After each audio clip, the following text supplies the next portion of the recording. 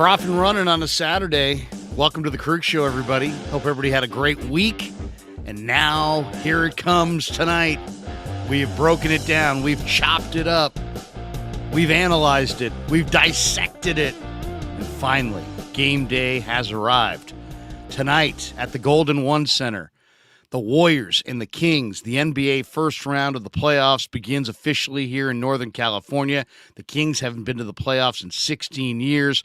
The Warriors are the defending champions, and the Warriors are the 6th seed, and the Kings are the 3 seed. And it's going to be an awesome thing. And join us in the post game after the ball game. Hopefully, Cy, Frank Red, Danny, Rye. We're going to have the whole group together. Maybe Danny will bring his brother. The great Steve Coach Amelia will hopefully join us as well, and we'll chop it up and talk about Warriors Kings. But we're going to do that right now on the Pig and a Pickle Krueger Show, brought to you by Pig and a Pickle. Check them out, 2 locations. They've got the location in Corte Madera. They're open 7 days a week, 11 a.m. to 8 p.m., and they're open Wednesday through Sunday in Emeryville, inside the Emeryville Public Marketplace. Pig and a Pickle, the best barbecue in all of Northern California. All right, we're feeling old now because it's been a long time since I've known this man, Jason Ross, who you can catch on 1140 Sacktown Sports. You can catch him on the Kings broadcast. You can catch him today, this afternoon at 2 o'clock. They're getting pregame rolling early on Sacktown Sports 1140. That's the great Jason Ross joins us from Sacramento to help us preview the series. Hey, Jason, how are you, man? Good to see you. It's great to see you, Larry. It feels like a KHTK reunion. You mentioned Frank Red. I love Frank, and between him and you and me, all people that have spent some time in Sacramento. I never left. You guys have moved on, but man, you said it's been a good week. It's been a long week for us up here. We're just so anxious for this thing to get started. Well, exactly, and it is, the overlap in the Bay Area, in media people that I've known in Sacramento. It is really amazing. So I went to St. Ignatius in the city, then went to Sac State. We were talking before the show. You're a Davis guy. I knew Mike Ramey very, very well. Chris Townsend and I did a weekend show on the Krug and Towney show on Sports 1140 in 2006, I think, 2005, 2006, right around there. We had the Eric Musselman show when Eric Musselman was the coach of the Kings, and I can remember, some of those Saturdays that we were doing that show. JD's on the board, the great John Dickinson of 95.7 The Game fame. Deuce Mason was one of our producers. Deuce is now blown up. Sean Cunningham was in the house. Jody Bacon was in the house. Oh my gosh. You were there. Grant Coase, obviously, Whitey and Kreidler and FP Santangelo and the Rise guys. And it's really kind of a cool thing seeing everybody's career kind of progress, because I see so many people that were, fixtures at KHTK or in Sacramento media who have kind of, I see them at Niner games or down here covering the Giants or the Warriors, or, I see them on covering the Sacramento Kings in various spots. And it's just really cool how many people are still kind of, doing the deal. That's a very volatile business. It's tough to stay employed for 20 years, 25 years or more. And yet, there's just an awful lot of overlap. And it's really kind of a cool thing, because it was a Warriors market until roughly when I got to college in the late 80s, when the Kings showed up from Kansas City. And then it was a new era. And I know initially there were a lot of Warriors fans that were upset that they couldn't get their Warriors on the tube anymore because they were loyal to the Warriors no matter how bad they were. And over time, I think a lot of those people probably switched over to Kings fans, and yet the Giants AAA is there. It was the A's AAA for a while. I know Sacramento's a huge Niner market. All the years they trained in Rockland and Stockton down the road. So in a lot of ways, this is the one team we don't share. You guys have the Kings, we got the Warriors. Other than that, you guys are pretty much, Giants Niners fans, aren't you? Yeah, I mean, in the crossover and the carryover is amazing when you start linking that up, and I really start to reflect on it, because I think there's so many storylines going into the series, but that has to be another one just for all those that are covering it, working it at the games, writing about it. that have either spent time here or there or in both cities. That's something I've talked with Tim Roy, who used to be here, used to be a voice of the Kings, and then has been the great voice of the Warriors for years. We used to always say, could you imagine if there's ever a time, not that they were necessarily playing each other, but they'd never been in the playoffs the same time. In the 38 years the Kings have been here, when the Kings were good in the early 2000s, the Warriors were going through their troubles. They've been great for the last decade or so, and the Kings have been awful.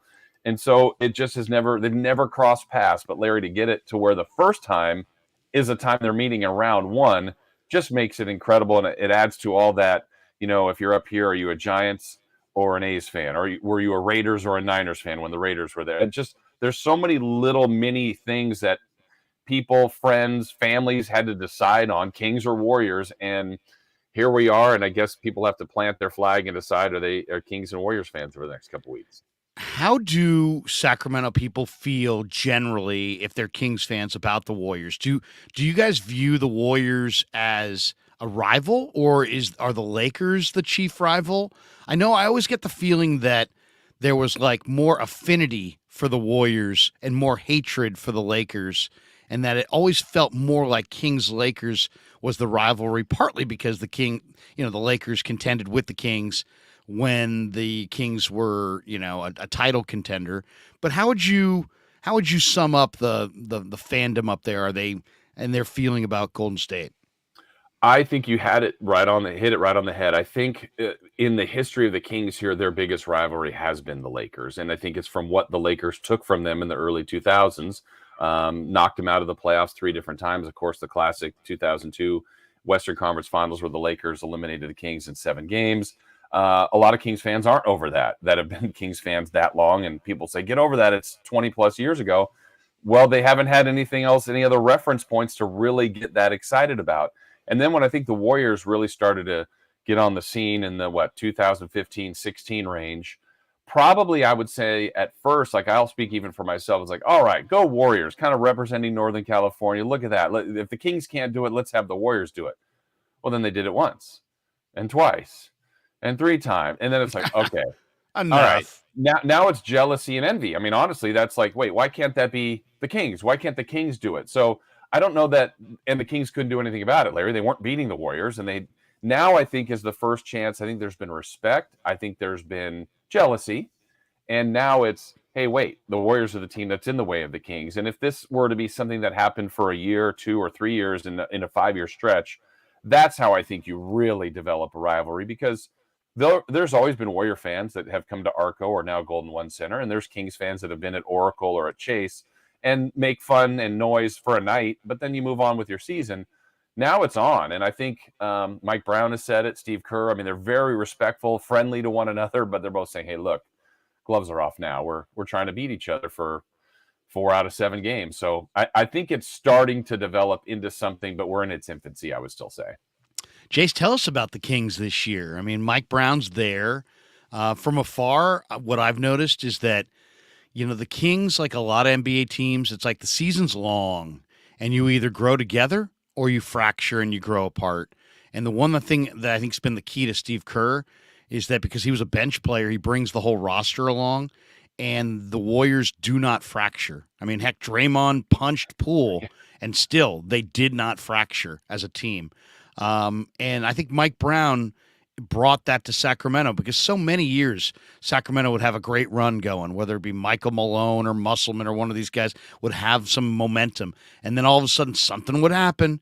2 guys hate each other. The thing fractures, and they wind up losing every game for 3 straight weeks and bottoming out.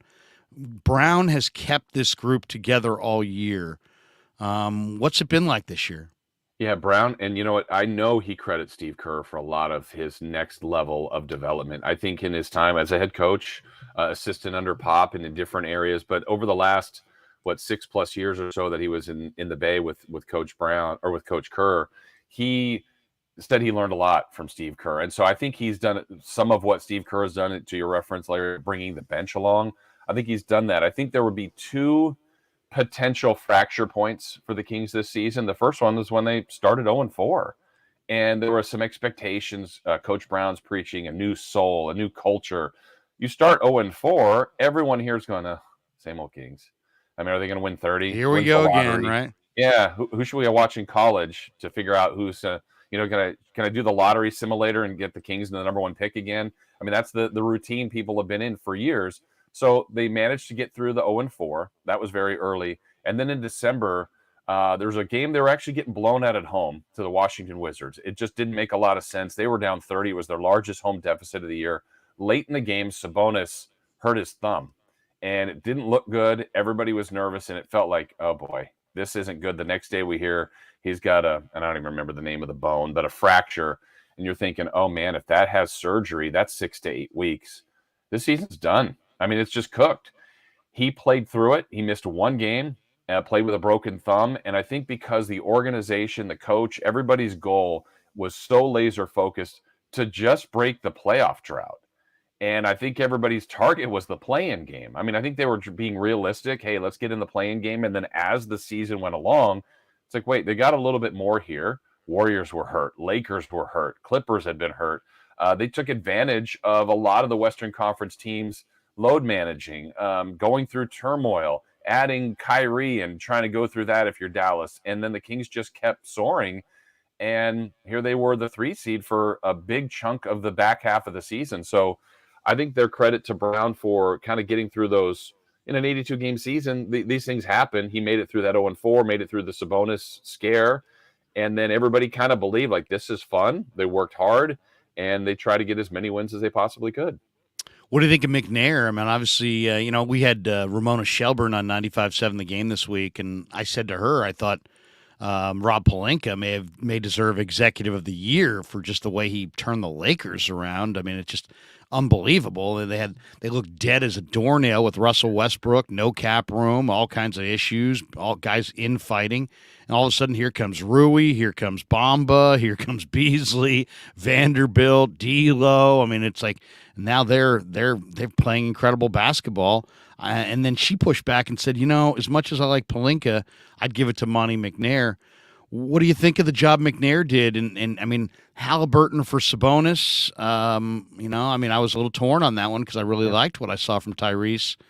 But what do you think of the job that he did? I mean, the other one was, I remember draft day, they went Keegan Murray. A lot of people thought they were going to go with Ivy. And from what I had heard, Ivy said, I won't work out. I don't want to work out there, which is always, one of the other issues when you're one of the have-nots is this all these forces are pushing against you to keep you down. Steph Curry didn't want to be a Warrior. Don Nelson and Larry Riley said, we don't care what you want. Sometimes you got to have some gumption and kind of stand up for what you think you want to do. What do you think of the job that McNair did? Does he deserve, as Ramona thought, the Executive of the Year? I absolutely think he does. And I think if you look at the blueprint of how he did it, gumption's a good word for him because he drafted a guy in Tyrese Halliburton who wanted to be here, who Halliburton was so crushed about the trade because he envisioned him turning this around here and being a huge part of it.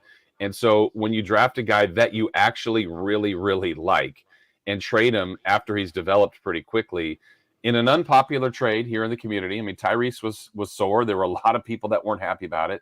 And you get a young 2-time All-Star center that still was kind of received nationally as a bad trade for the Kings. So he heard that noise. He hires Mike Brown. There was some phrasing. I mean, the term comes out there, Larry, fair or not, retread. And Mike Brown, though, it was the perfect fit for this team. He's certainly had a type of player that he's liked to draft, whether it was Halliburton, his first draft choice, Davion Mitchell, and then Keegan Murray. I would say that the qualities of all three, they've been NBA ready. And then you go with adding Kevin Huerter on a trade that seemed like a fleece, and Malik Monk at a great rate. And the other part about getting Sabonis here and moving on Halliburton is it kind of unlocked a different version of De'Aaron Fox. So kind of all the pieces that he moved and put together that he's the conductor behind made it work.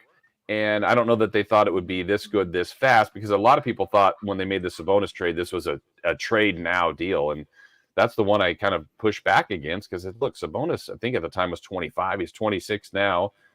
He signed for another year after this. I'm sure they're going to work on an extension for him, and he could be their center for the next 5 or 6 years, and Halliburton can go on and blossom and have a great career like it looks like he's going to, where both teams can have success out of this, but the Kings have to worry about themselves. And I think everything Monty has done really, I mean, for a GM, you want to have more hits than misses, and there's no doubt he's been on the positive side of his moves compared to the misses. Who is the guy who came up with the beam? Do we know? Isn't that brilliant? Yeah, from all I mean, hear, it is brilliant. That guy deserves a raise. He yeah, deserves a shout out. yeah. That's one of the great marketing moves. Definitely one of the great marketing moves in NorCal sports history. Who is Yeah. it? It's if I'm right and if I'm incorrect, I know I'll hear it, but I believe it's our guy Mo Brazelton, who works right there center court next to Scott Moak, our PA public address announcer, has done it for years. Those two guys have been in tandem, kind of in charge of, you know, the game ops and all that kind of stuff. And from what I heard, it's Mo, and like we got to have some sort of signature for a Kings win. And Larry, I think I remember when it first happened, I'm like, the beam, okay, I'm not sure. But I remember when the Kings were on the road in LA, I think it was against the Lakers or Clippers early on, and the Kings won a game. And I think it was Fox that tweeted, he's like, light that bleep and beam. And then it was like, That's oh, awesome. wait, the players are talking about it. Now the fans are going to get on it. And then it's just become an iconic thing at the arena where, I mean, a few times this season, Larry, the Kings and Mike Brown's been like, calm it down. It might be like a 5-point lead with 1:10, and people are going, light the beam. And the NBA is like 5 and 1:10. That's not safe. I mean, you probably will win, but the coach gets a little anxious for that. I think the fans have been trained a little bit better now to make sure it's in the bag, but they have been all over that. The fans have been chanting it. People go outside. People who aren't at the game will come to the Doco downtown near the arena just to see the beam be lit. It's a weird phenomenon. You know this city well. They love this team. And now they're winning, and it's part of success. So it's a happy gesture, and everybody wants a part of it. It took off way more than I thought it would. You far can you see it from the arena? I mean, can you see it at your house? Could my brother see it in his house in Natomas? I mean, how far away can you be and see the beam on the outside of the arena? Natomas might be a better, Sacramento's the city of trees or whatever. You're just kind of blocked in certain angles. But I know leaving the arena, I always see it. Fans, Natomas might be if you've got a clean shot, he might be able to see it. It's awesome, man. It's such a cool thing. All right, let's get to the matchup because this is such an interesting matchup. I could see it both ways. Before we get into some of the individual matchups, give me your argument that you've heard that you think is the best this week, either from a caller or from any of you media guys covering the team. What's the strongest argument that sees Sacramento emerge and move on to the second round in this series? I think the strongest argument for people that are pro Kings, despite, hey, I hope, I wish, I'm a fan, that kind of thing. I think are the Warriors not as buttoned up this year? Is this what we've seen through the 82? Is that truly who they are? Or is this going to be similar to last year where they kind of got whole at the very end? Steph's first game back was game 1 of the playoffs. Wiggins' first game back is going to be game 1 of the playoffs. Were some of their uncertainties through the back half of last season just because they were a little bit older. They'd been through a lot of battles and they just weren't quite complete. So I think it's more of a question mark on the Warriors, because I think if they get the Wiggins that they expect, Peyton to defend like they expect, and the greatness that you get all the time of Draymond, Steph, and Clay, I think it's going to be a tough task for the Kings. But the other part is, why were the Kings historically the greatest offense of the NBA this year? Can Fox's speed truly be a game changer? Sabonis's playmaking ability and flanked with shooters. Maybe Coach Brown's knowledge, Coach Laux, Coach Barbosa, all who spent so much time in the Bay with the Warriors. Can that be enough to move the needle in favor of the Kings? But I feel like going in, Larry, there are more things, understandably, favoring the champs. But I think there's a path, there's a window. Warriors are turnover prone. Can the Kings turn the turnovers into points? Can they go to a pace that they are claiming they're going to play faster than they ever have? Okay, you're implementing that in the playoffs? How sustainable is that? These are things that I think can point in the direction of the Kings, but obviously the Warriors are going to have their counters and their experience to try to deny that. Warrior fans, a lot of them asked this week, are the Kings for real? I don't think there's any question about that, but let's talk about them on the defensive end. They were Mhm. 26th overall in the regular season in defense, second to last in half court efficiency on defense. Now here comes the Warriors, and they have kind of a quick hitting, fast paced half court attack where they'll work it down sometimes and shoot inside of 5 on the clock. They kind of make you defend in the half court. Who are the Kings' best defensive players, and how do you see Sacramento's defense faring in this series? Yeah, so the regular season through the 82, the defense was a problem. And I think part of the problem fed into what was the great offense. I think they felt like, look, we can just outscore teams. And some of their defensive metrics ended up showing that as games went along, their second half defense was better. Their fourth quarter defense ended up being defensive rating was in the top 10. So you went, okay, you are capable. There are ways you can do this. Why does it have to be a clutch time or a tight game for you guys to really figure out how to defend? So, with all that being said, Larry, there were so many times there were straight line drives, breakdowns on defense that just can't happen in the post. If they happen to the Warriors, they'll get cooked. So, asking who their best defensive players are, you've got Davion Mitchell certainly off the bench. They will utilize Kessler Edwards off the bench as a defender. I think Fox, when he's locked in, is a really good defender, but he has to do a lot offensively. And then the starters kind of do it as a team. I wouldn't be surprised if the Warriors pick on Keegan Murray, if the Warriors pick on Kevin Huerter, and even Sabonis for either one to get him in foul trouble or get him out of position. So there's some vulnerabilities on the Kings defensively. But at times, they're a weird team. Here's my best example of this, Larry. The game that got a lot of attention for the Kings was right out of the All-Star break when they beat the Clippers in the second highest scoring game in the history of the league. I think it was 176, 175 in double overtime. And people that didn't watch the game go, no defense. I challenge anybody to go watch that game. It was honestly some of the better defense by each side. It was the best shot making I think I've ever seen. And so in a league that, yeah, we'll say the phrase defense wins championships, you know it. The best offense can still score. I mean, Steph can be guarded by create the best defender of all time. He'll score. He'll find ways. And so I think you still need elite shot making in that game. I thought there was incredible shot making by Malik Monk, by Fox, by Kawhi Leonard, and there was still good defense being played. I expect some of that in this series, but I know that's an angle that everybody's going to point to as a concern for the Kings, and it should be, because if they defend like they did at some moments of the regular season, they'll be in trouble. But also, if they defend like some moments of the regular season, they'll have chances to win. It's the Kings have the highest offensive rating in the history of the NBA. In fact, we were having some fun with James Ham, who came out. You heard about this, right? James Yeah. Ham, yeah, basically went on and said that the Kings offense has a higher rating, and of course it got played like, you're saying that this Kings team is better than the KD Warriors, and it's Right. like, a lot of people raked Ham. He was a favorite of the Warrior fans the last couple of Sure. days. But the truth is that this is a great offensive team.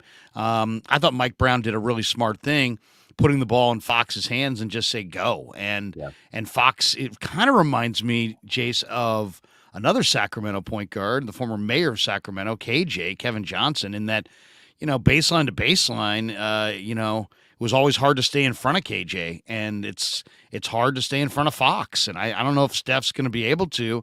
And then if you can't stay in front of Fox, then it kind of breaks the whole thing down, and guys have to sag in, and now shooters are wide open, and you got Murray hitting 41% from the arc, and all of a sudden you can see how things start to really go. Malik Monk is just a prolific bench scorer. What's bothered Sacramento offensively? What's slowed them down at times this year, Jace? I think, I mean, there'll be some nights where they just not making shots. I mean, that's the make or miss league, but they've found ways to still compete and win some of those games. I think if they get to a high level of turnovers, but they generally don't do that, which is amazing how much pace and tempo and people think of pace like they're just running all the time in the fast break. They're not necessarily that. It's just there's a purpose to their half court, a lot of cutting, a lot of moving. I mean, I honestly, I think we're looking at close to mirror offenses here between what the Warriors do and what the Kings do. It's a lot of read and react, a lot of trust in giving the ball to Sabonis. And I mean, Sabonis isn't your traditional big where it's like if there's a switch out and I don't know, Gary Payton, GP2 is on Sabonis, a lot of centers will go, okay, I'm backing him down. Sabonis he might bully ball him, but I think he'd have to already be on the block. If he's up at the top, he's still going to then realize there's a mismatch somewhere else. Where can I find it? Who will cut? Who will move? So it's really predicated on ball movement, on pace, on tempo, and making shots. So there was a game early this year, and it's really the only team I thought that did it. The Kings hosted Toronto, and of all times, you never know what'll happen in '82. It was a random weekday game, and the Raptors came in, and Nick Nurse dialed up something with a bunch of 6'7" to 6'9" switchable, long, athletic wings, and it felt like the Kings couldn't function that night, and it was a weird, odd look, and so I thought that was some sort of blueprint, and then that seemed to be a one-game outlier. Kings were held under 100, and then the next few games, there they are back at 120. So I don't know what Toronto found that one specific night, but I would say generally long, athletic wings that can, really apply pressure and take you off your rhythm, change the pickup points for Fox and Sabonis. Physical, that's the other thing of the playoffs. It generally is a little more physical. How do the Kings handle maybe a bump and a push that's a touch foul in the regular season that's not now? They got to go through that and kind of learn from that. So, I mean, that's where another area where that Warriors experience should really help them. I think Mike Brown has obviously done a nice job as far as getting into the psyche of a young team. I mean, this is not the most experienced, playoff team. I mean, you think about the Kings. I mean, Fox has never been to the playoffs. So Sabonis, I think, only just got a handful of games under his belt as a playoff participant. There's very little playoff experience. But when I saw them clinch and they hadn't been to the playoffs in 16 years, I was expecting this avalanche of celebration, and it was very muted. And I'm just kind of wondering, what you think of the kind of the psychological job that Mike's done. Because I asked my brother, who's a judge up there and a big Kings fan, and he's like, hey, man, because Willard was like, oh, the Kings are adorable. He kept using adorable all week.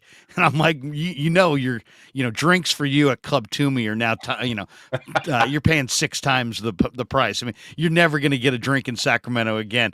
And we joked about it all week, but it's my brother says, hey man, Willard's wrong. The Kings aren't happy to be there.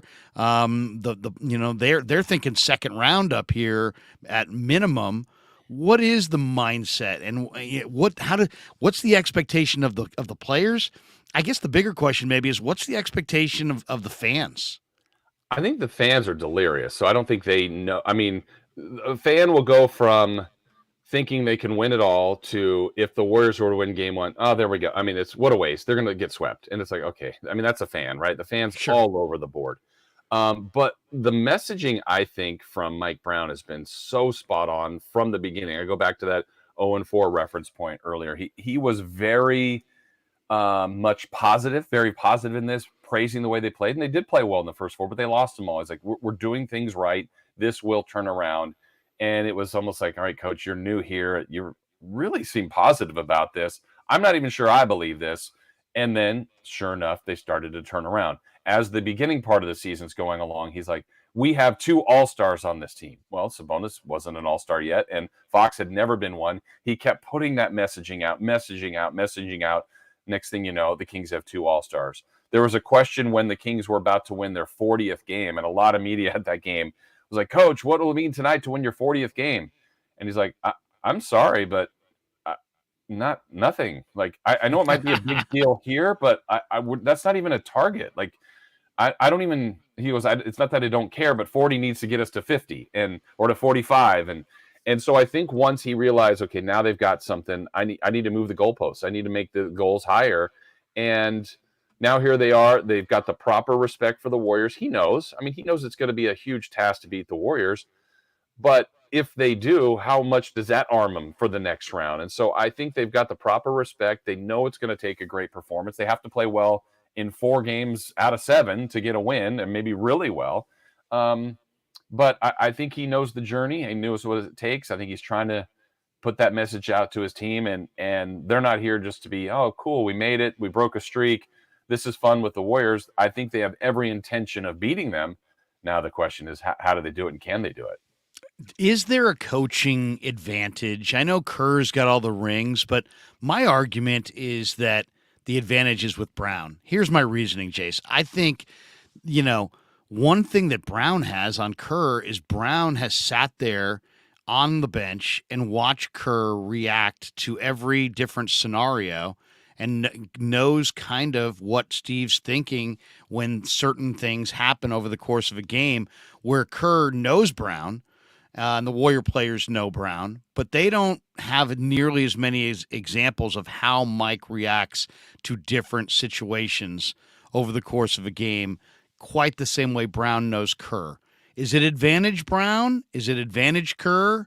Do you see any advantage in the coaching matchup? I don't know how to quantify it. I know where you're going. I think because Brown knows all the intricacies of the Warrior players of Coach Kerr, I feel like there's an inherent advantage there, but I don't know how that plays out on the court. I mean, I think he may know, okay, I think he's going to get a timeout here, or I think out of this timeout, this is generally, in a high leverage playoff situation, this is a play that he would like to run. But I also think with the week of prep and all the study and all the amount of coaches and advanced scouting that these teams have, I kind of think they know that already. The one thing I feel like, Larry, and I could be wrong on this, that I think Kerr has an advantage in, besides being in all these moments, this is my gut and my hunch. I think today, for example, for game one, I think they're going to kind of start the Warriors what they've been, which, DiVincenzo with what Clay, Steph, Draymond, and Looney. And I still think if that doesn't work or does work, they can keep pushing forward with that. They have more counters, I think. They can now insert Wiggins in a starting lineup. They can insert Peyton if they wanted to.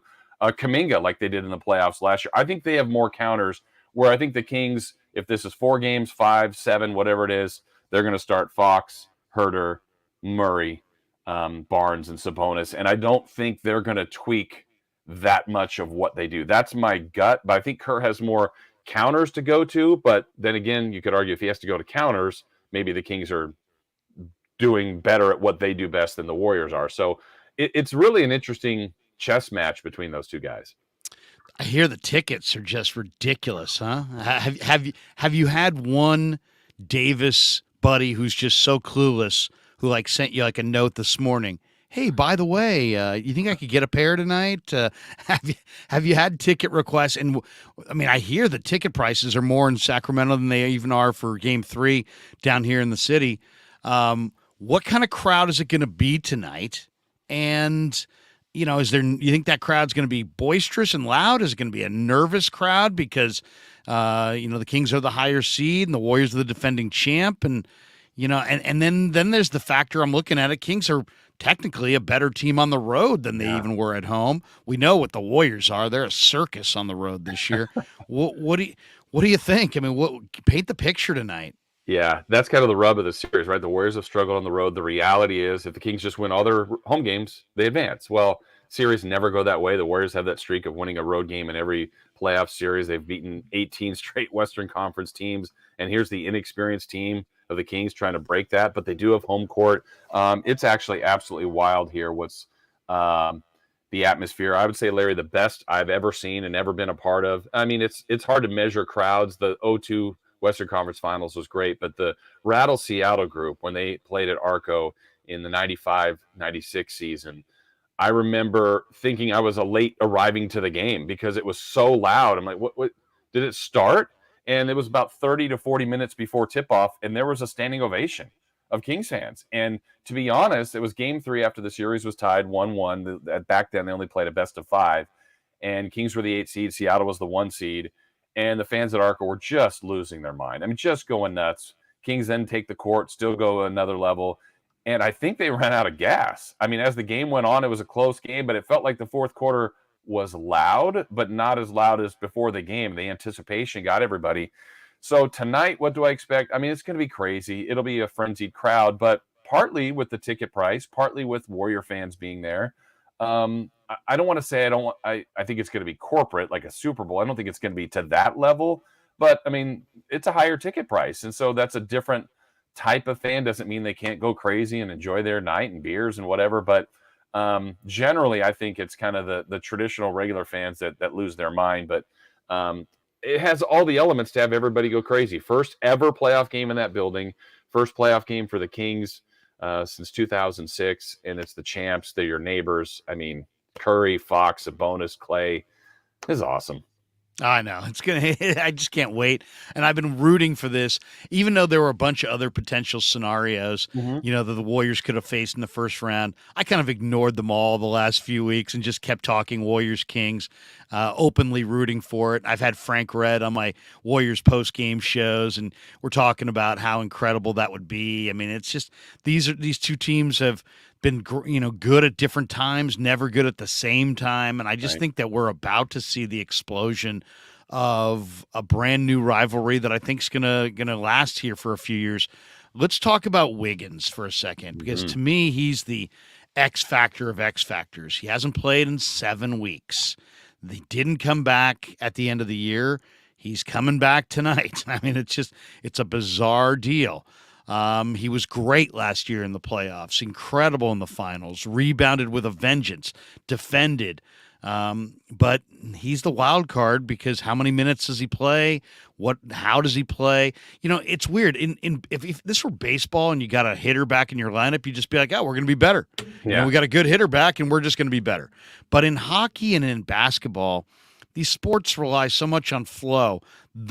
We were discussing this week. What's the net impact of Wiggins coming back? Because he could come back, but that could hurt the flow. It could hurt somebody else's. It's going to diminish somebody else's minutes, and you just don't know the net result of the whole thing. It probably benefits Golden State to have him back because he is a really good player in the prime of his career, but he may have 3-4 bad games, and this series could be over by the time he shakes off the rust.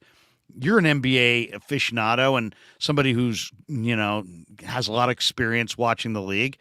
What do you think's the impact of the whole Wiggins returning situation on this series? It's hard for me to not look at what he did last year. He was so great in the finals. And I think about the path the Warriors had. I mean, he guarded Tatum, Brown, Luka, Ja Morant. I mean, he was everywhere. He guards every position. This series, if it's the best version of Wiggins, he will be on De'Aaron Fox. I'm certain of it. Like, that's a guy they feel comfortable enough with the length, the quickness. He's a thoroughbred. He's always been in amazing shape. If it's the best version of him, look out. I mean, I think that's the kind of path the Warriors then think, hey, can they repeat? Because if you get that guy back, that's the team at its best. So that's the concern for the Kings. Now, will he be that version? That's the great question, Larry, because I go to a little bit of another hidden secret for the Kings' success this year. One being that they had the fewest games of injury. Like they had their core for the most of the year, and a lot of teams just either rest players or take a week. Like, we'll just get you right. Kings battled through and played this core so many games. That, and then the second one was at the trade deadline, and the phrasing up here is, oh my gosh, everybody got better but the Kings. Look at all these moves, Kyrie and what the Lakers did and all these teams. The funny thing is, there was a little bit of an adjustment time for those teams adding one new piece. Now, Wiggins isn't a new piece to the team, but he's new to the rhythm of what they've been doing. And I think DiVincenzo's developed a nice flow. Does that hurt his minutes? Do you get less Jordan Poole, less Gary Payton II, less Kuminga? Someone has to be impacted if Wiggins jumps into 22 to 25 minutes or back into the starting lineup. Now, my mind tells me, Larry, they'll be better for that, but you can see a path where it just disrupts things. It's a rhythm sport. I know the Kings are hoping for that, and the Warriors obviously hoping for the other, where Wiggins will just come in seamlessly and they look like the champs again. Yeah, I mean, if you told me that Wiggins is going to regain the form that he displayed last season, I think the Warriors are moving on. Yeah. But, you go back to last season during their run, the Warriors' offensive rating improved by 12 points per 100 possessions when Wiggins was on the floor, even more than with Curry. And this year, before he left for personal reasons, he was shooting a career-high 40% from beyond the arc, and that makes, that already makes a strength that much more of a strength if he can do that. But you know the way it works. It's like, if you come back, part of your game may return, but the other part may not. He may have all kinds of life in his legs and be able to beat guys off the dribble and attack the rim and have quickness because he's rested, but his shot may not be there, and it may take some reps and some time. So, and then does he settle for outside shots? And if he does he shoot the Warriors out of it? Give me that being said, let's flip it over to Jordan Poole. Give me your perspective on Jordan Poole, because to me, he's equal parts, exciting and frustrating. Another guy, in some ways, as he goes, they go. He's a weird player, because I feel like the best I ever see of Jordan is when he's out there without Steph. It's like he doesn't seem like he plays comfortably around Steph, or at least not consistently. But give me your thoughts on watching Poole from afar. Yeah, I look back to the game 81 and 82 for the Warriors. Game 81's up here. Kings elect to rest a bunch of their guys. Warriors threw about 3 punches at the Kings, of the Kings B team, let's say, handled a couple of them. And then the third one, it was just too much. Steph, Clay. And that game, Poole, I think, was 0 for 10. And there were some passes. I went, what's he doing?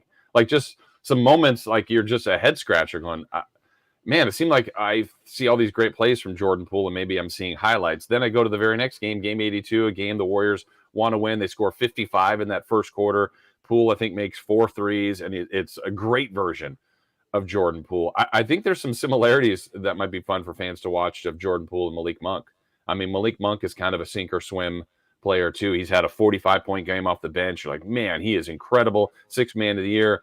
And then other nights as a playmaker distributor where he's sloppy and makes some bad choices. So I feel like Poole is a little bit of that. I think he can be a great home court player, because I know he likes to celebrate big plays. And if he, hits a big shot, a tough shot at Chase, that place, you're rooting for your team. They'll go nuts. He'll feed into that, may feed off of that.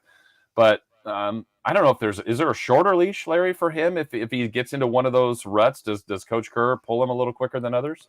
It's interesting to say. I mean, interesting to see, I should say. I think DiVincenzo might be Kerr's choice in some certain situations down the stretch, but they do like to show confidence in Poole. But I think in some ways DiVincenzo gives you a more varied game. Where Poole, the only thing with Poole is that he's such a dynamic player.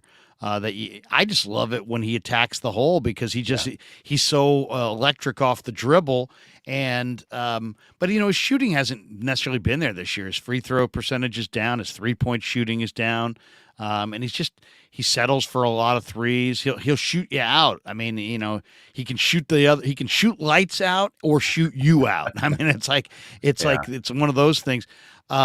The other factor in this series that I'm really looking for, Golden State, of course, has won at least one road game in all 27 playoff series where they've had Curry, Clay, and Draymond on the floor together. But it's impossible to ignore how bad they were on the road this year on defense. They allowed 118.3 points per 100 possessions compared to 108.4 at home. Transition defense, Jace, I think is going to be a huge factor. How has the Kings' transition defense been, and is there anything that has slowed their fast breakdown on the other end? This is, I think you've hit on one of the rubs of the series. The Kings' transition defense specifically has probably been their best part of their defense. Ironically, it's something that Mike Brown, I know, preached, and Draymond even mentioned it this week, that he preached with the Warriors and certainly has preached with the Kings. So they've been good there, and their transition offense is exceptional. And there's like a play I keep referencing when breaking down this series that I feel like is a swing to it. So let's imagine, I don't know, Clay getting into the paint, pulling up for one of those 10, 12, 15 footers, whatever. And there's a rebound situation, a 50-50 ball. And Looney's on the floor, a gifted, lethal offensive rebounder who will likely be going for that offensive rebound. But Sabonis, the league's best rebounder, is also going for that rebound.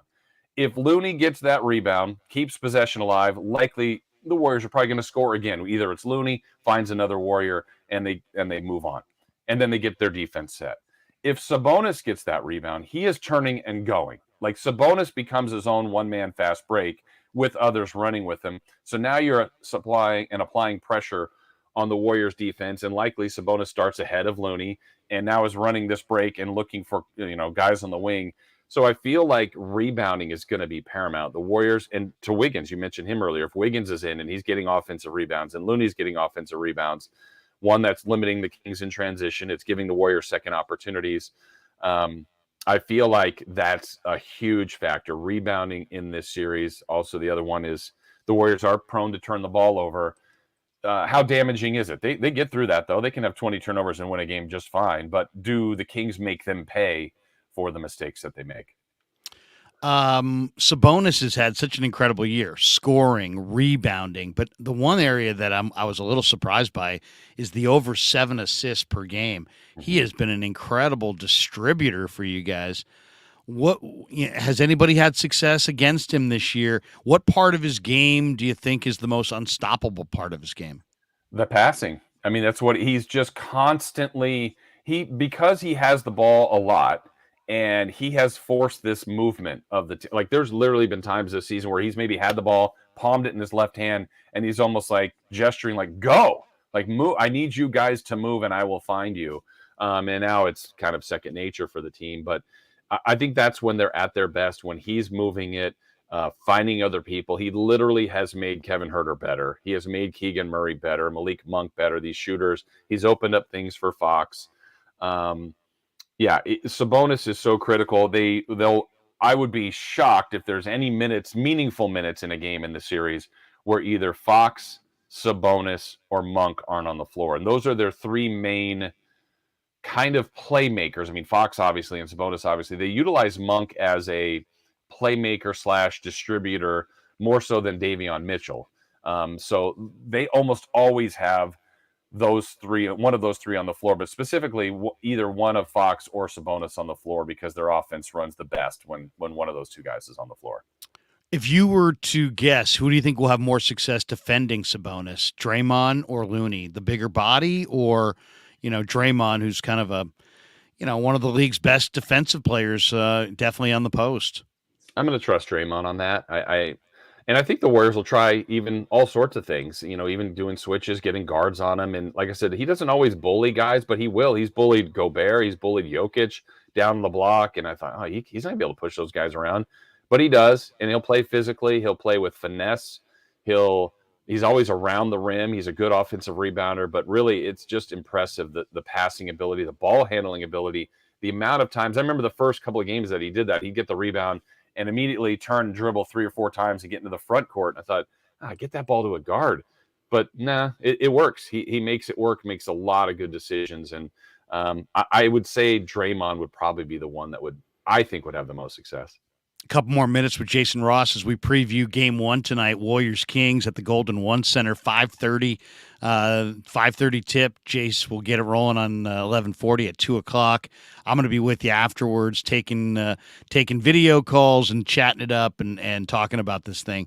On the Krueger show with Frank Red, with Cy Satsis, with Dan Coach-Emilio, hopefully Eric Price, Bay Area Baller. The Warriors' defensive rating is 114.4, 14th in the NBA. But since GP2 has come back, their defensive rating has been 107.2, first in the NBA over that span. What do you think of GP2? Who do you think he's on? I mean, is Kerr going to put him on Fox? Is Kerr going to put him on Huerter? He's 6'4", but he plays 6'7" because he's got long arms. He has the ability to potentially snuff out Malik Monk if they want to put him on Monk. You mentioned Monk. I saw the game where he had 45 against the Clippers, and it's just like this guy, he kind of reminds me for old school NBA guys. I mean, old school NBA guys of the Boston Strangler, Andrew Toney, who used to come off the bench for the Sixers, and he'd go for 40 off the bench. Yeah. This guy has got that kind of incredible scoring ability, and he can heat up. I mean, and to me, he's a huge factor in this series. I can't see Sacramento beating Golden State unless Monk gets off. How do you think Kerr's going to utilize GP2? Yeah, I think that's a great question. That Monk game, by the way, against the Clippers, he had 15 going into the fourth. So in the fourth quarter and overtimes, he ended with 45. I mean, he was just nuts. That's how prolific he got in that fourth quarter in the OTs. But I don't know the exact game plan, because me logically says you got to put him on Fox, like take out your star weapon. But Larry, I really think as the season went along, like the best version of the Kings happened when Fox was good and Sabonis was good. That's kind of non-negotiable. They need those guys to have their games. But if they had a third and fourth player, if Murray went for 18 to 25, if Herter went for 18 to 25, Barnes or Monk or two of those, I don't think they ever lost. Like those games, they were lethal. So you could make an argument, all right, not that the Warriors are going to let Sabonis and Fox do their thing, but if you cut off everything else, they kind of get limited. So I don't know if Kerr goes, I'm going right to the source and let's try to slow down Fox, which great argument for that. Or it's like, hey, look, if Herter averages 7 in this series, if Monk is 6 points a game off the bench, well, what's the roadmap for the Kings to win that? So I mean, is Fox and Sabonis getting 50 and 40? I don't think that's happening. So I don't know how he's going to approach it. And maybe he tinkers with it. Maybe it's game one. You know what? I'm going to show you this and try to take Fox out of the game. And now the Kings adjust for that, and then he puts them somewhere else. That's where I think some of the count. I think Kerr has more ability to have different looks than the Kings can present to the Warriors. I saw a trend that take out the 4-5 matchup when you have had, there's been 6 matchups where the lower seed has been the favorite against the higher seed. And the higher seed, the underdog, who's been the higher seed, has gone on to win 5 of those 6. Wow. So I thought that was kind of interesting, a historical deal. A couple last ones. HB, love the Senator, the Black Falcon. What a great guy he is. And I'm really happy to see him do well.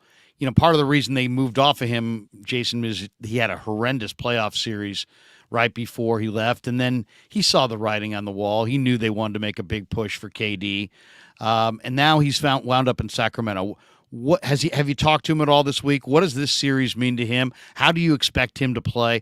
To me, he could be the wild card factor. Guys against their former team always have a little motivation, extra motivation. He's at a point in his career where he's ready to be the man and kind of take over in a big moment.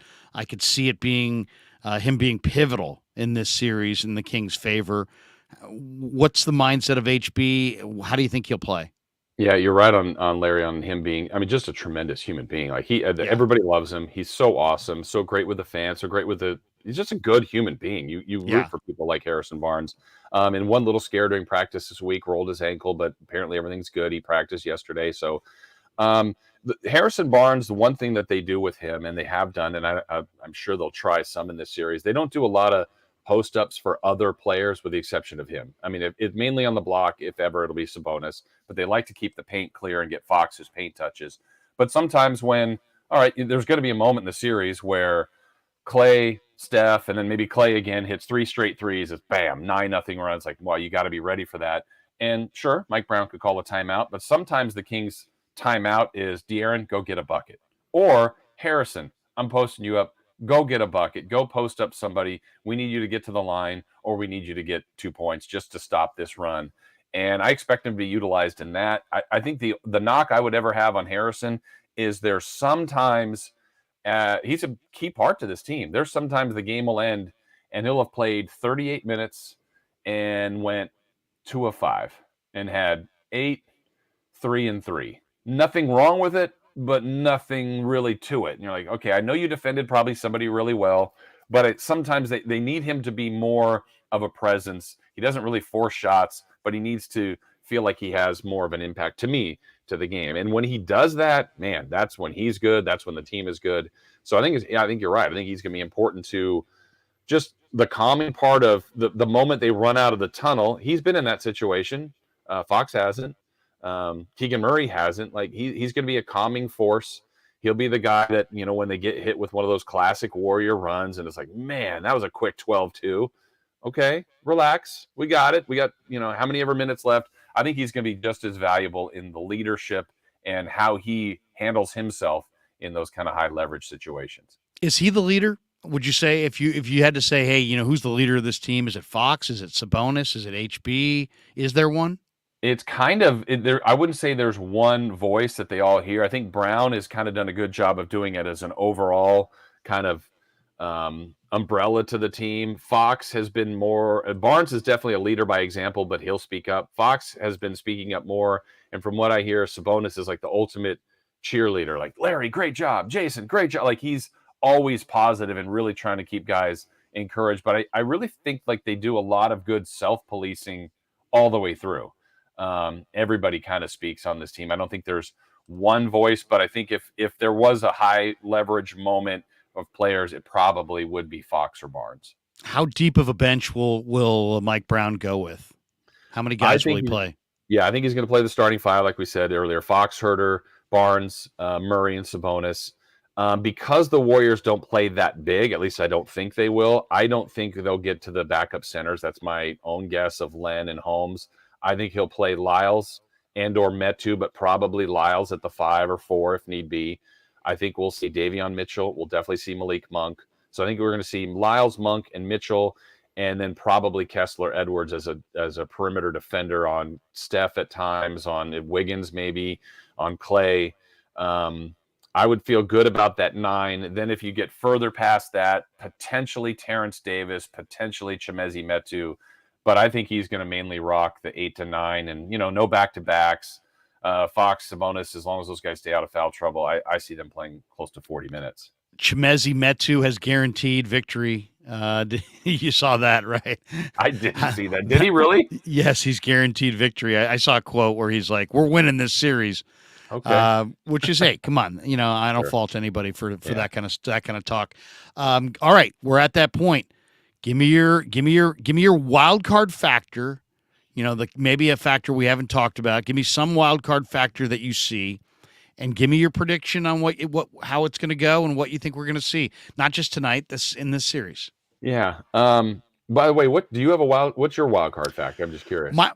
For the Warriors, it's Wiggins. Mhm. Because there's so much unknown. I think for the Kings, my wild card factor is Murray, just from the standpoint of I think the Warriors need to show him in the first half of game 1 that this ain't the regular season and that you're not going to shoot 41%, and it's a different level, and kind of because he's to me, I've seen his confidence soar as the season has gone on, and he's now to a point where he's incredibly confident, and he's sometimes like when you're so young like he is, you don't know what you should, you don't know that you should be nervous or don't know, and that benefits you. I think the Warriors need to remind him this is a different level and hopefully get him off of his rhythm, because Jason, if he parks 41% of his threes and Fox penetrates like I know that he can, that right there could make this a very competitive series.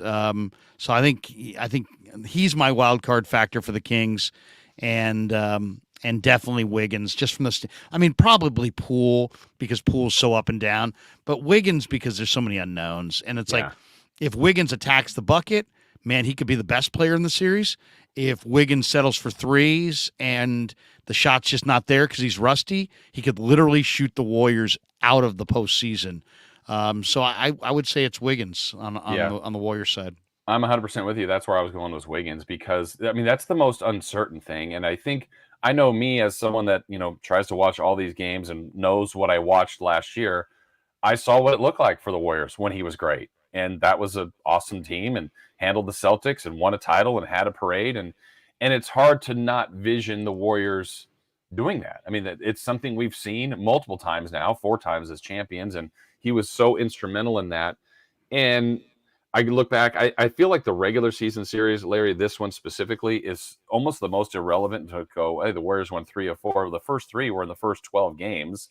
And then this last one, the Kings didn't really play their guys, which I also partly wondered, and I know the Kings would never say that, did you guys want the Warriors all along? Because, you really could have done some damage by playing your guys in that game 81.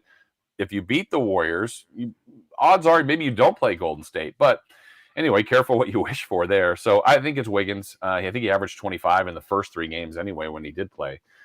So he's my X factor there. As far as the series goes, believe it or not, I haven't even had a prediction. I haven't made one yet, which is funny of all these things, and maybe I've stayed away from it.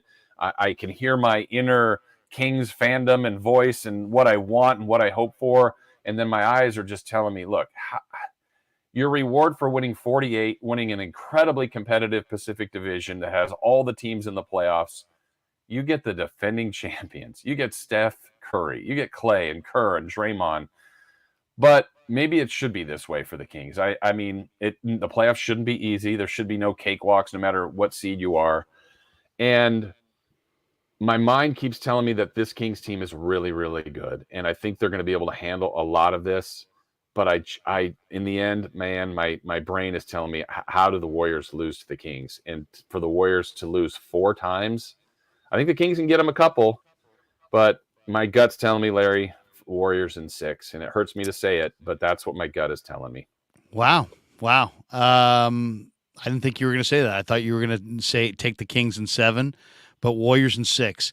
Last one super chat here from HR. He says, here's a donation. Sac as a town, fan base, and team have always had an inferiority complex vis-a-vis the Bay, and that will affect this series? I don't know if that will affect. It won't affect the series, but he's right. There's an inferiority. I mean, I said you think it earlier. So? I mean, I here's my perspective on it. When I went up there, I didn't think much of Sacramento.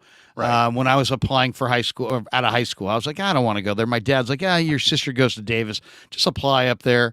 Then I went up there for River City days in right about now, like of my senior year in high school, and I loved it, man. I thought it was, there was beautiful weather in the springtime. Sac State has lots of very attractive women. The weather was beautiful. The trees are everywhere. It's just a really nice place, and I never got that Bay Area, inferiority complex. I always felt like people, really were happy in Sac. They got seemed like more disposable income. There's a lot of people with boats. They head up to Tahoe and Comanche, and we used to do a lot of river rafting, and there's a lot of cheap golf in Sac, and it's just nice summer weather. Now you got nighttime baseball. You got the NBA. So I always kind of viewed it as people seem pretty happy up there. And usually a lot of them were trying to get away from hey, I used to live in Walnut Creek and now it's overcrowded. Now I live in Folsom or El Dorado Hills or, Granite Bay or whatever. And I just always found it to be like some very happy Bay Area sports fans just kind of moved a little further away. But I can see where it comes to Warriors Kings, where the Kings have been one of the have-nots. Yeah. And it's a hard thing to overcome. And everybody's willing to take a backhand shot at Sacramento. They'll never be good. Oh, they want to go to Sacramento. I mean, people talk down about Sacramento, and most of them have never been there. I always point to, hey, look at the players who have played there. A lot of them want to be there. Yeah. They open restaurants there, and they live there, and they're, I guess, the counter is Vivek lives in Atherton. All right, whatever. But give me your sense of that, because to me, you've lived there for a long time. Did you grow up in Sacramento? No, I actually grew up in LA, and I came up to go to school to Davis. And I remember when I first got to Davis, I thought, oh gosh, 4 years, and it's too slow. I'm out of here. And I fell in love with Northern California. Been here longer than any other part of my life. Met my wife, married, kid here.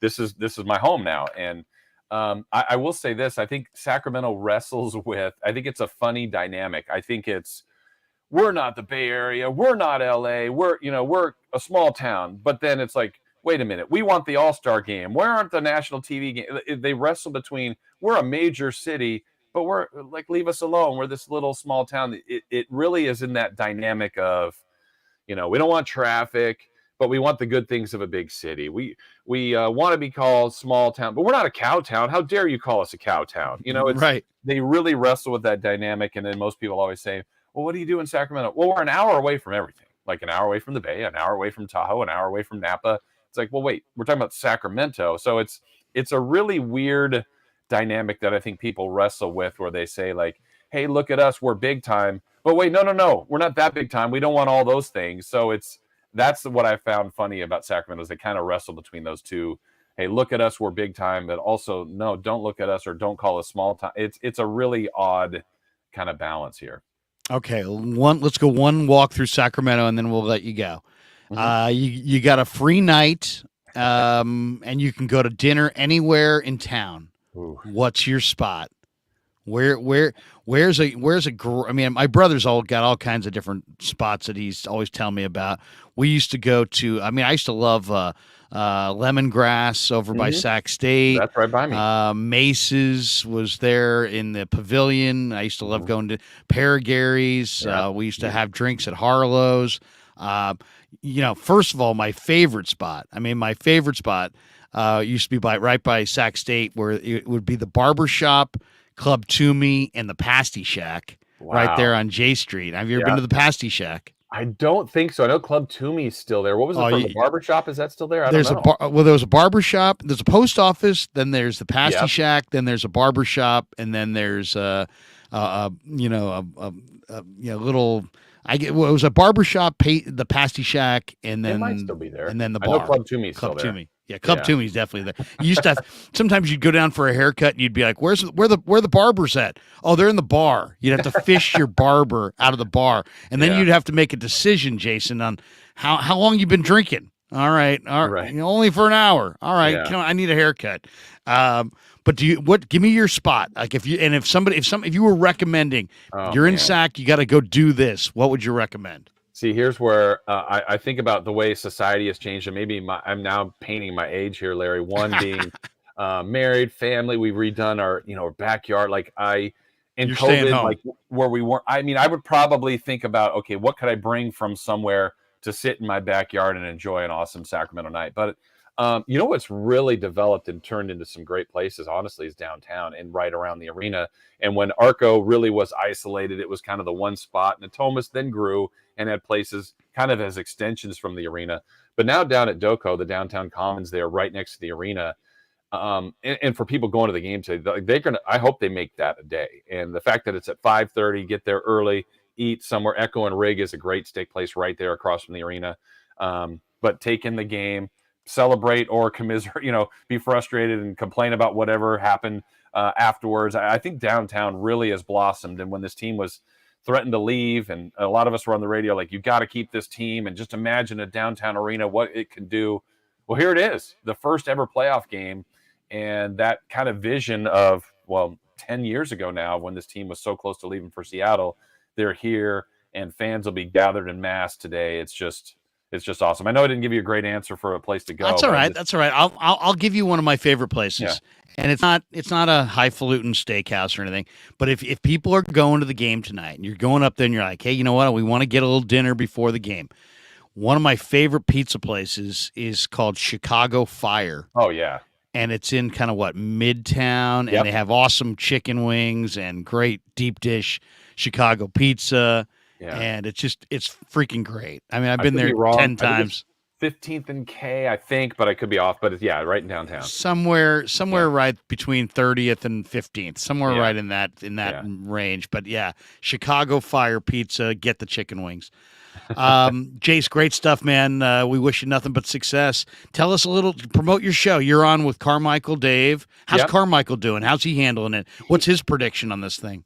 He's a mess. Well, Dave will tell you the Warriors. Dave's a in mess. 2. He'll say Warriors in 2 because he's a big, like, if I say Kings, I'm a jinx. I'm going to say Warriors in 2 just because he can't handle it. He's an absolute mess. He's a huge fan, but he'll be the guy, Larry, that I'll have to calm down if it's, let's just say game 1, Warriors win 110-106, and Dave's like, it's over. I mean, you lose game 1. That's awesome. Okay, it might be, but it also might not be. What if the Kings win game 2? How are they going to win game 2? Like, he's just so fatalistic. Yeah. And then even if the Kings won, it's probably like, well, I hope that's not their only win of the series. I'm like, my gosh, can you enjoy any of this? So I'll be dealing with that on Monday. But fans are fun. I'm fine. They're having fun. They're anxious. They're excited. They're nervous. They're everything a fan should be. What's your prediction, by the way? I'm going. I've got a very specific prediction. I think the Warriors in past series have been, they don't. I don't want to say they don't start when the series starts, but it's like I think in past series they kind of make an adjustment midway. I think there's a respect for how explosive Sacramento's offense is. So I think Golden State's really understands that their best chance to, especially since this is the beginning of what they hope is a long road, I think they're going to want to take care of business early. So I like Golden State to take game one, and then I like Sacramento to blow their doors off in game two. Then I like the Warriors to win game three in a very hotly contested game in San Francisco. I like the Warriors to win game four, and then I like Golden State to beat them in game five there. Okay. I think I think they'll win it there.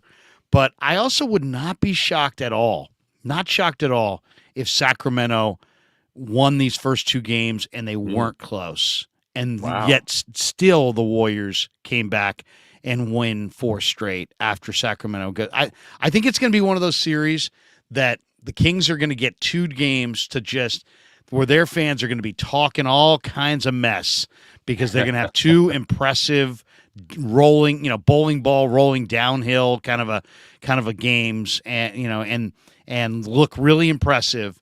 And then Golden State potentially could circle the wagons and win four straight. But if I have to pick it, I'll say Warriors get game one, Kings get game two, and then the Warriors win three in a row.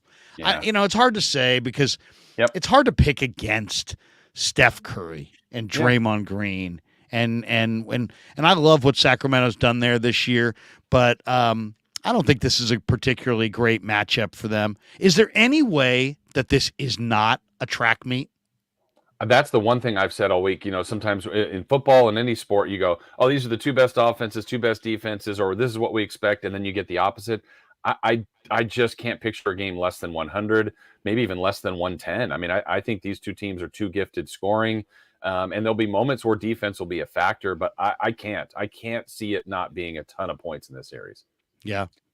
Jace, have fun, man. I've been Will a do. huge fan of your career from afar. I know we haven't had a chance to really talk very much through the years, but I'm down here, you're up there doing your thing. But man, since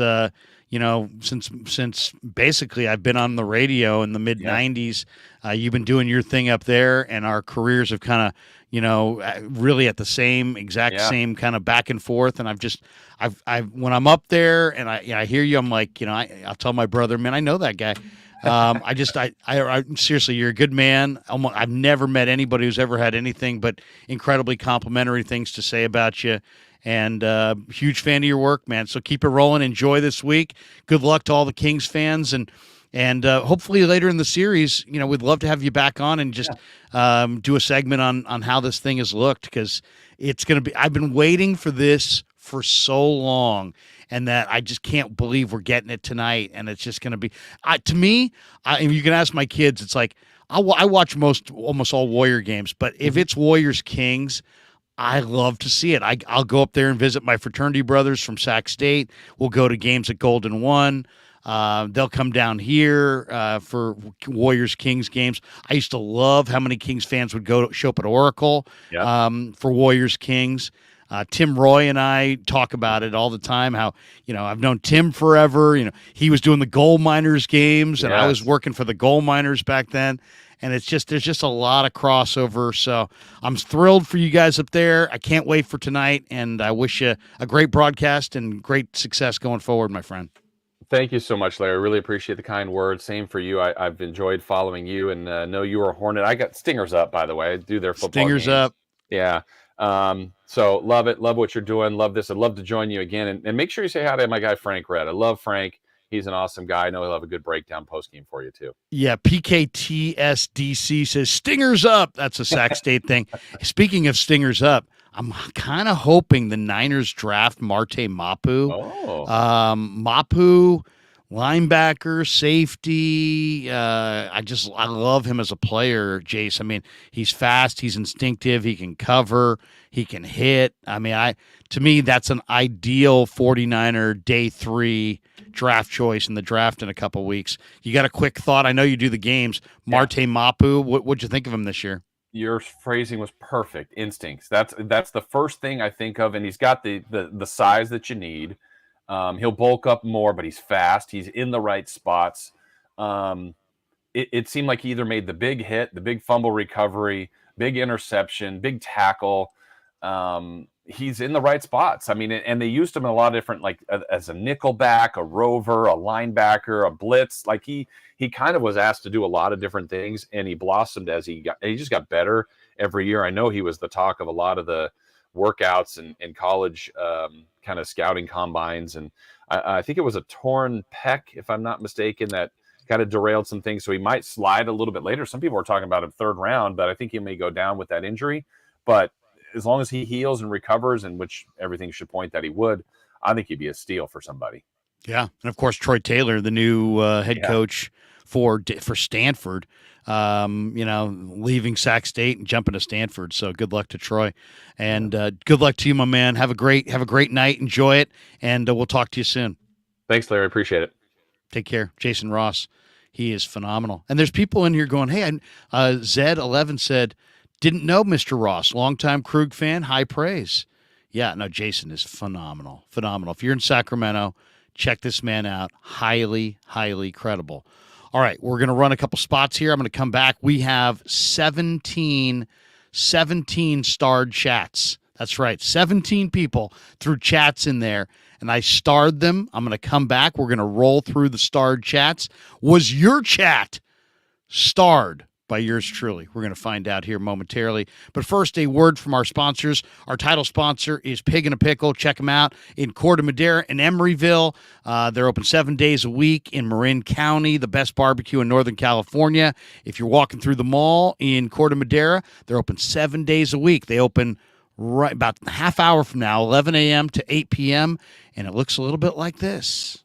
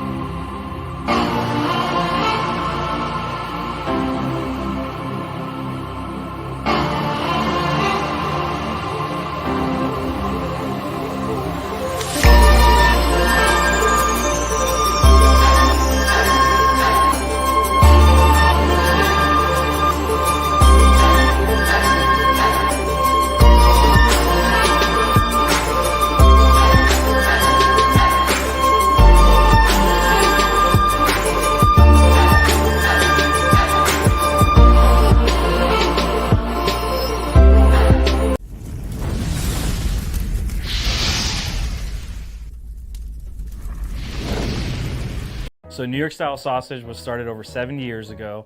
We are the largest producer of fresh Italian sausage on the West Coast. What makes our sausage in New York style is really the recipe came from back east, from New York, from Connecticut.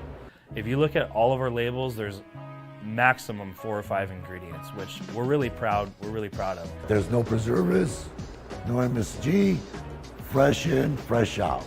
The pork comes in fresh, goes out fresh. There's never any freezing throughout the process. We've always used fine quality cuts. We're never going to deter from that. It's one of the reasons why our sausage is so good. I guarantee you put our sausage up against anybody else's from a flavor standpoint, no one will beat it, hands down. Hey, do yourself a favor and do me a favor. Go buy a package of the New York style Italian sausage. Guaranteed you will love it. Guaranteed.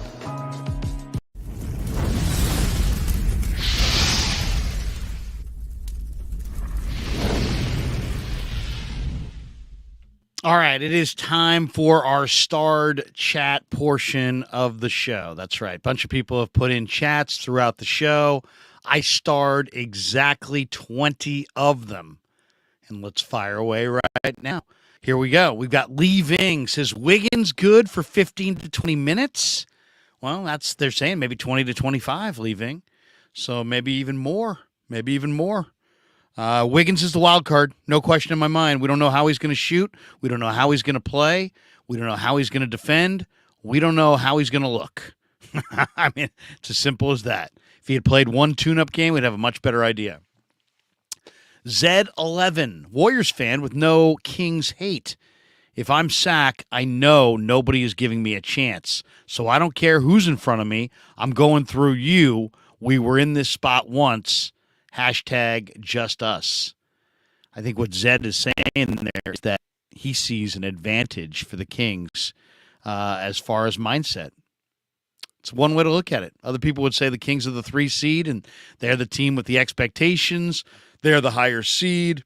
They're expected to win, but they're not really. The Warriors are favored to win the series in Vegas. But I see that mindset. Ted talks ball. Ted, I'll be with you this week.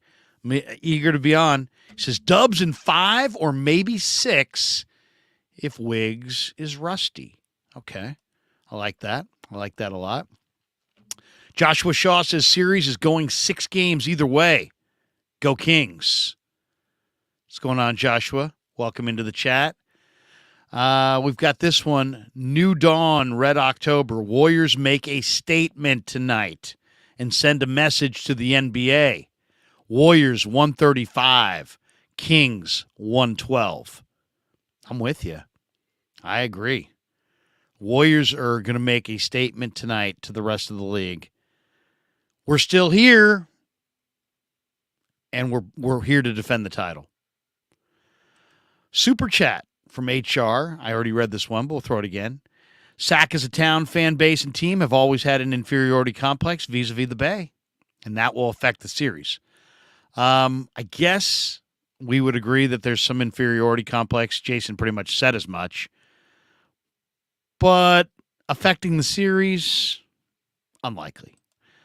Z11, Wiggins, not worried about shooting, but if he gives great defense and rebounding effort, the Warriors' depth will wear them out. It's one of the reasons I like the Warriors as well. I like the Warriors' bench. I like the Warriors' defense and their ability to get stops.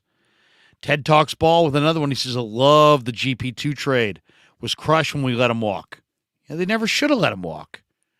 Over, $8 million a year? I mean, it's just like, you got to be kidding me. I don't want to hear any more people ever with the Warriors ever talk about how important defense is when they let the best, most dominating defender walk in free agency for $8 million a year.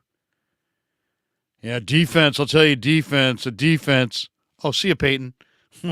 Great defensive player. Portland's offering you 3 years and $24 million. Can't match. See ya. I mean, that was stupid. I'm glad he's back, though I don't know about the trade. Seemed like an awful lot to give away for a combo defensive guard, but he is a dominating defender. In a lot of ways, what happens in these playoffs will determine if that was a good trade. Because the trade from the Warrior perspective was about this year. The trade from Detroit's perspective is about the future. So that means that the Warriors, if they make the trade and trade away the future prospect for the present, they got to win in the present. Otherwise, that trade's just about saving Joe $30 million, which, $30 million is $30 million, but he is a self-made billionaire. Does he need that $30 million? I don't know. I guess it's still $30 million. I do understand that. But still, you got to win. If somehow the Warriors defend their title and GP2's this key cog, I don't think even if Wiseman becomes something, you get a parade out of this and give Steph Curry, Klay Thompson, Draymond Green another championship, Andre Iguodala another championship, Steve Kerr another championship. I think you're vindicated, even if Wiseman becomes a stud in Motown. Ted talks ball. Dubs bench crushes Kings bench. I agree. That's the advantage. We didn't even talk about Kuminga. HR says wild card is Kuminga. Didn't even discuss Kuminga. Probably should have. Ranger 49. Poole is my wild card. Yeah, we don't know what Jordan's going to do. We don't typically know what Jordan's going to do day to day. Will Jordan even be in the closing lineup, or will Steve go to DiVincenzo? Ranger 49 with another one. Larry, my mom's cousin is married to the owner's sister. What is it? I need a flow chart. My mom's cousin is married to the owner's sister of Chicago Fire. Sweet. Ranger, then you know. Great freaking pizza place. Seriously great. He said 15th. I thought it was more like 30th and K. Went there a few times. Their chicken wings, their buffalo wings, their house-made wings are incredible. If you're a Warrior fan, you're going up to SAC and you want to have a phenomenal dinner and then check out the game, go check out Chicago Fire there in Midtown. I think it's Midtown. Just look it up. Chicago Fire. Get the wings. The pizza's incredible, too. Cool Chicago place, Chicago-style pizza. A lot of cool pictures of Chicago on the wall. Really comfortable. Great food. Great place. We've got this one from PK TSDC. It's like an eye test. Stingers up. There you go. Stingers up. Go Sac State. Marte Mapu coming to the Niners, hopefully. Han Solo Dolo. There's no way this series should go 7. This is the weakest defense the Warriors have ever faced in the playoffs. Curry should average 35 to 40 a night on 50, 40, 90 splits.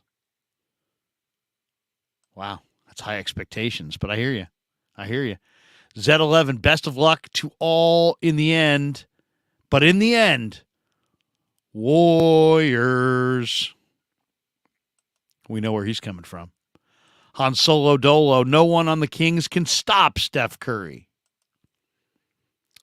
You do feel confident any series you're rolling into with Steph. You just kind of feel like, wait a second. Steph's on this team. Roberto Davis, don't be surprised if the Kings win this series, Krug.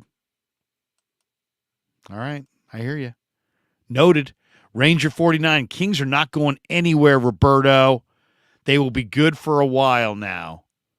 Yeah, this is not a one-year deal. The Kings, these are, the Warriors are going down, the Kings are going up. I don't know how far the Warriors will go down. I think they'll be competitive. But the Kings are definitely on the ascent. HR just throws Kerry Hyder as a player. Nice. Hope you enjoy my Kerry Hyder re-signed video with the 49ers. Good to see Kerry back. He's a leader. Love his motor. He's got a great motor. Rockin' _ New Era 84. Let's go. Both teams' fan bases should be excited. Today is like waiting for Christmas as a kid. Yeah, it really is. Really is. All right, there's some great ones there. Tribe says Giants already up 2-0 over Detroit. Go G-men. Got to get a win. Last night was bad. If you watch our live stream last night back on YouTube, we're just crushing the Giants. I just couldn't even get mad. I was just laughing. I was just openly mocking them, and just how boring and how awful they are. But good to see they're off to a 2-0 start today. I'll go check that out. Tom Pierce, how much does Wiggins play today? They're saying 20 to 25 minutes. He will play a big role if and when we make it to the next round. It's a big if. I just hope he puts it on the deck and goes to the hole. Go to the rim. Don't settle for outside shots. You're 6'8", with handle and the ability to finish at the rim. The one thing I'm really hoping for is that Wiggins, with 7 weeks off, is a lot fresher, and I hope he is just a lightning bolt off the dribble going to the rim. Maybe the 7 weeks will be an advantage. Maybe the 7 weeks will make him so explosive going to the hole that becomes, a dominant factor. To me, I'm a little nervous about him trying to rekindle what he had momentum-wise as a shooter before he left, because, you haven't played in almost 2 months. So I don't want to see him fire up a bunch of perimeter shots. I guess, if he's got it going, that's one thing, but chances are that shot's going to take a while to come around, or at least the rhythm of it. I'm a little worried to him and Poole shooting them out of it. Zed says Wiseman was not going to contribute to this year's playoffs. GP2 will guard everybody's best player starting tonight. Love Wiseman, wish him well, but yeah. I hear you. That's the one thing about GP2 that's so intriguing. It's for teams like Sacramento where, they've got a true alpha, on the ball point guard in Fox, or Memphis with Ja Morant. I mean, when you have so much of your offense emanating from one guy and you have an on-the-ball defender like a GP2, that's an incredibly valuable player. All the more reason they should have paid him the $8 million to begin with. El Camilo Dorado. How many times Larry going to say Kuminga? I barely talked about Kuminga, but I do love him. I do love Kuminga. Mark Graves in the house. He says, correct, Larry. Wiggs needs to post up whoever is guarding him. Just attack the rim. I think if I was Steve Kerr, I would say, look, shot distribution is going to be key. Draymond is a playmaker. Steph's a shooter. Clay's a shooter. I want to see Poole and Wiggins penetrate. And let DiVincenzo just, have the feel and just kind of play off of everybody. I want to see Clay and Steph shoot. I want to see Draymond defend. I want to see Poole and Wiggins beat guys off the dribble, break Sacramento down, get into the lane, and either finish at the rim, go to the line, or draw and kick. But I don't want them to be firing up tons of perimeter shots. Those are your penetrators. The Warriors don't have enough guys who can penetrate into the lane. Poole can. Wiggins can. I want to see them do it. BV50 says Malik Monk is Sixth Man of the Year material. He's the X Factor. I would say he's the X Factor too, but the Warriors have GP2, and I would try to take Monk away. I went back and looked at Sacramento's game log this year. Go look at the games where Malik Monk goes off. Sacramento won all of them. When he goes off, they win. When he's held in check, those are the games they've lost. Do not let Malik Monk go off. And that's where I would put GP2 on him. Malik Monk's like 6'3", 6'4". GP2 is like 6'3", 6'4", but he plays like 6'8" because he's got ridiculously long arms. He's incredibly tenacious. He's an incredible defender. If I'm Kerr, I don't let Malik Monk get rolling. I just say, GP2, you're on him. You are absolutely on him. Snuff him out like a candle. Just attach yourself to his hip. Do not let him breathe. Do not let him shoot. Do not let him make an impact on this series. In some ways, that might be all she wrote. If you can take Monk out of the series by having GP2 blanketing him, I don't think Sacramento can win. I don't. I really don't. They have to get big points out of Malik Monk. And you've got the ultimate defender. You've got the alpha defender. You've got the one guy that can just say, you know what? It ain't happening. And the impact of GP2, it's amazing. We always we give defense lip service.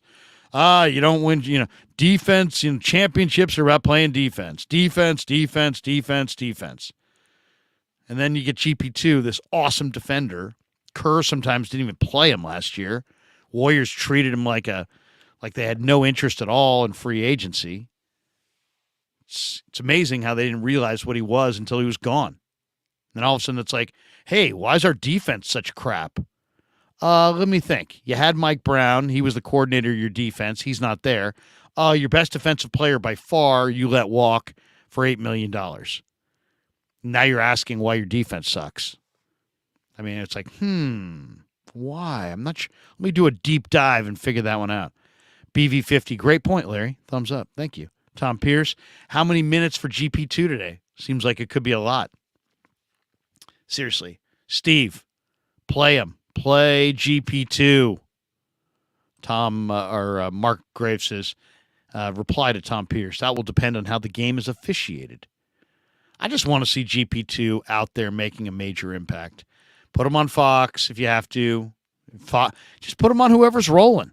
Don't let Fox dominate the game. Don't let. The one thing about Fox is you can't stay in front of Fox, and then what I would say is, if you can't stay in front of Fox, make Fox go all the way to the rim. Don't just sag in and give Keegan Murray and all these guys open threes.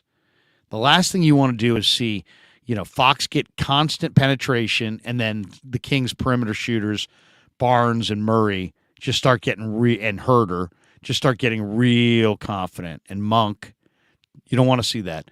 The worst thing that could happen is the Warriors get drubbed tonight. Fox does whatever he wants, and all of the Kings shooters see the ball go through the net repeatedly, and they get momentum and confidence. I will say this. I think this game is a huge one for Golden State, too, from the standpoint of I think the Kings' belief is I think it's nominal belief. They had a good year, but they're telling themselves that the regular season mattered. And the Warriors are telling themselves that this is a new season and the regular season didn't matter. And if the Kings come out and just blow the Warriors' doors off tonight, I think that'll be a strong argument that the regular season kind of did matter. But if it goes the other way, I think then the Warriors are going to be sitting there going, well, you know what? It's a whole new deal. I kind of look at this race for the title as the Warriors know they've got the map where the gold is buried, and everybody else just knows they want to find it. We want that gold. Oh, we want that gold. But the Warriors are the ones walking around going, all right, we got to take 5 steps to the left, 6 steps to the right. They've got the map. Not everybody does. To me, what is the key factor in this thing? It's the Warriors' defense since GP2 showed up. These are not great defensive teams on paper, right? Kings' defensive rating this year is 116.8, worst among all playoff teams. The Warriors' defensive rating on the year was 114.4. That was 14th best in the NBA. But the Warriors' defensive rating since GP2's return in March, 107.2. That's first in the NBA over that span. First. So, to me, that's the key factor. The Warriors' defense on the road has been awful. But since Peyton has shown up, they've had a whole new look on D. And I expect that to continue. I expect Golden State to win. PMG asks, will there be a post-game Krueger show? Come on. Do you even need to ask that? Oh, for the Giants game today? No. But for the Warrior game tonight, yes. Yes. Ranger 49 says, never know with Ed Malloy. Good ref, but can have some odd calls at times. Yeah, that's the one thing I never get into the whole ref thing, scouting out who the refs are. I don't want to say it's not a factor because I believe it is. I don't know my refs. I mean, I couldn't tell you this is where I need Fitz. Fitz could tell me about the refs. I don't know about the refs. Ed Malloy means nothing to me. Ed Malloy! So, all right, good stuff. Thanks to everybody. Yes, we are going to have a post-game show tonight. Will there be a post-game Krug show tonight? Yes, there will be. We're going to invite Danny, Cy, Baller, Red. Who else? We're going to have Sean Proctor's going to join us on a video call. We're going to take video calls.